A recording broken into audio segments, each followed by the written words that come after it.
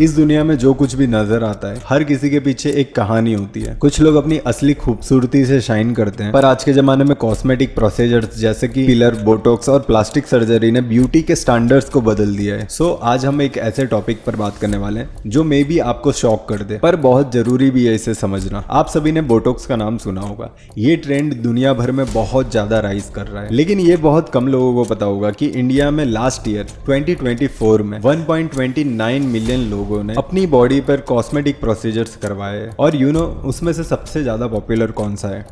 Rhinoplasty, Botox और filler. आप खुद सोचो, पहले के जमाने में नेचुरल ब्यूटी हुआ करती थी, लेकिन आज कुछ ऐसे लोग भी हैं जो अपने चेहरे को मॉडिफाई करवाने में लगे हुए हैं। सबको जॉ लाइन चाहिए, ग्लास स्किन चाहिए, कोरियन स्किन चाहिए। नाउ ये क्रेज सिर्फ हॉलीवुड और बॉलीवुड तक था, पर अब ये नॉर्मल पब्लिक तक भी पहुंच गया है। सो ऐसा क्यों है, कैसे है और इसके क्या क्या रिजल्ट आए हैं, और कौन से ऐसे सेलिब्रिटीज है जिसका कॉस्मेटिक प्रोसीजर सक्सेसफुल रहा है, और कुछ ऐसे भी है जिनका ट्रांसफॉर्मेशन फेल हो गया है और उनके करियर में डाउनफॉल देखने मिला। और सबसे जरूरी बात, नॉर्मल पब्लिक पर इसका इफेक्ट क्या पड़ रहा है। इसकी शुरुआत होती है अर्ली 2000 में, जब ग्लोबलाइजेशन इंडिया में आई और वेस्ट कल्चर के साथ साथ वेस्टर्न ब्यूटी स्टैंडर्ड्स भी इंडिया में पॉपुलर हुए। आप लोगों ने देखा होगा, पहले नेचुरल ब्यूटी हुआ करती थी। रवीना टंडन, सोनाली बेंद्रे, जूही चावला और भी कई आर्टिस्ट, उनके फेस, उनके एक्सप्रेशन रियल और नेचुरल हुआ करते थे। लेकिन जैसे जैसे हॉलीवुड और कोरियन इन्फ्लुएंस बॉलीवुड पर होने लगे, वैसे वैसे ब्यूटी की डेफिनेशन काफी ज्यादा चेंज हो गई। अब सिर्फ नेचुरल दिखना काफी नहीं था। ब्यूटी यानी आपको यंग दिखना पड़ेगा, फिट बॉडी होनी चाहिए, आपके facial features sharp and clear होने चाहिए, जॉ लाइन और लिप्स परफेक्ट होने चाहिए, तभी जाकर आप एक परफेक्ट ब्यूटी स्टैंडर्ड में फिट बैठोगे। आज हम इतने एडवांस हो चुके हैं कि अगर वो स्पेशल फीचर हमारे चेहरे पर ना भी हो तो राइनोप्लास्टी, बोटॉक्स और फिलर की मदद से हम अपने फेशियल स्ट्रक्चर्स को एनहांस कर सकते हैं। और आखिर में ये ट्रीटमेंट करवाना कोई शर्म वाली बात नहीं है, क्योंकि कई सेलिब्रिटीज ने ट्रीटमेंट करवाने के बाद अपना करियर फिर से बनाया है। लेकिन हर किसी की जर्नी स्मूथ नहीं होती है। कुछ ऐसे भी सेलिब्रिटीज थे जिनको ये ट्रीटमेंट सूट नहीं की और उनको लाइफ में स्ट्रगल फेस करना पड़ा। करिश्मा कपूर, कोइना मित्रा और अनुष्का शर्मा ने ओपनली अपनी सर्जरी और फिलर्स के बारे में बात की है। ये सेलिब्रिटीज अपने लुक की वजह से आम लोगों को इंस्पायर करते हैं और इसी की वजह से कॉस्मेटिक प्रोसीजर्स और ज्यादा पॉपुलर होते जा रहे हैं। Again I am saying,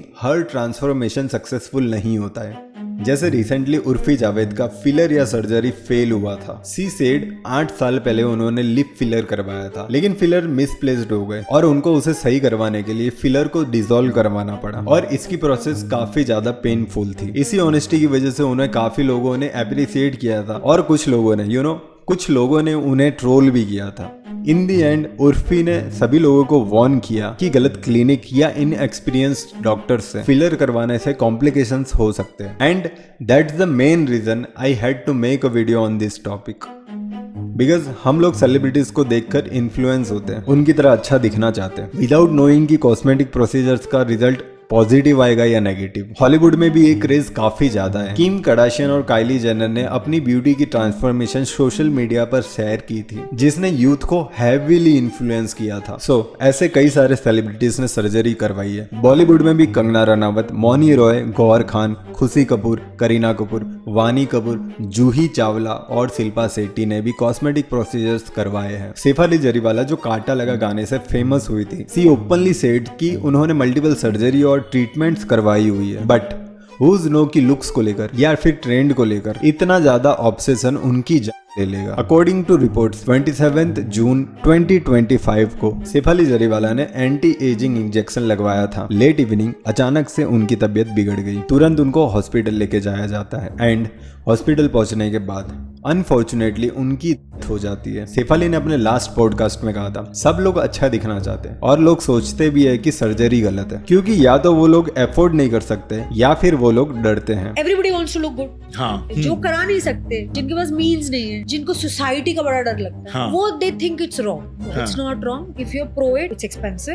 and it's painful, which is true. या तो लोगों के पास इतना पैसा नहीं होता है कि वो लोग इस टाइप के ट्रीटमेंट्स करवा पाए। सेकंड थिंग कि कुछ ट्रीटमेंट पेनफुल होती है जिसकी वजह से लोग डरते हैं। बट आई थिंक हमको खुद सोचना चाहिए कि हमारे फेशियल फीचर्स जैसे भी हैं वो अच्छे ही हैं, और जिन लोगों को ऐसा नहीं लगता है वही लोग ट्रीटमेंट के बारे में सोचते हैं और ट्रीटमेंट के पीछे जाते हैं। लेकिन जो लोग करवाते हैं उनको अपनी सेफ्टी का पूरा ध्यान रखना चाहिए और इस बात को एक्सेप्ट भी करना चाहिए कि हम जैसे भी दिखते हैं अच्छे ही दिखते हैं। शेफाली के केस में प्रॉबेबली ऐसा हो सकता है कि उनको नहीं पता होगा कि during to fasting anti ageing injection लेना रिस्की हो सकता है, एंड इससे ये समझ में आता है कि multiple beauty treatment, fasting and injection सब कुछ मिक्स होकर नेगेटिव आउटकम का रिस्क बढ़ा देता है। शेफाली जरीवाला ने अपना एक्सपीरियंस शेयर किया, लेकिन अल्टीमेटली उनकी डेथ ने एक बड़ा अलर्ट दिया है इंडस्ट्री को और पब्लिक को, जिसकी वजह से कुछ सेलिब्रिटीज ने पब्लिकली स्टेटमेंट दिए, no to botox, yes to natural living. There is no filter that I'm using, there is no makeup that I've put on, all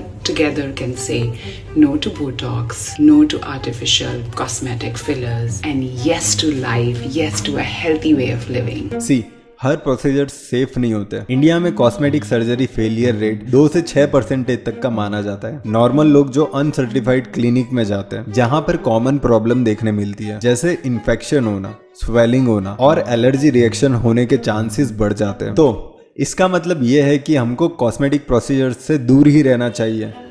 नहीं, जिनका प्रोफेशन है जैसे कि सेलिब्रिटीज, उनको करवाना पड़ता है, उनको गुड लुकिंग दिखना पड़ता है और ये सबकी पर्सनल चॉइस होती है। सारे सेलिब्रिटीज इस टाइप की ट्रीटमेंट नहीं करवाते, वो सभी नेचुरल ब्यूटी पर भरोसा करते हैं। गुड लुकिंग दिखने से हमारा सेल्फ कॉन्फिडेंस बढ़ जाता है, अब वो चाहे नेचुरल गुड लुकिंग हो या फिर ट्रीटमेंट के बाद की गुड लुकिंग हो। तो जो सेलिब्रिटीज ट्रीटमेंट करवाते हैं और नॉर्मल लोग जो ट्रीटमेंट करवाना चाहते हैं, उन्हें हमेशा सर्टिफाइड क्लिनिक और एक्सपीरियंस डॉक्टर के पास जाना चाहिए, और डॉक्टर का कंसल्टेशन और मेडिकल हिस्ट्री लेना बहुत ज़्यादा इंपॉर्टेंट हो जाता है, जिसमें कॉस्मेटिक प्रोसीजर्स के प्रोज एंड कॉन समझना चाहिए और अपनी हेल्थ के लिए इन्फॉर्म्ड डिसीजन लेना चाहिए। That's all for now.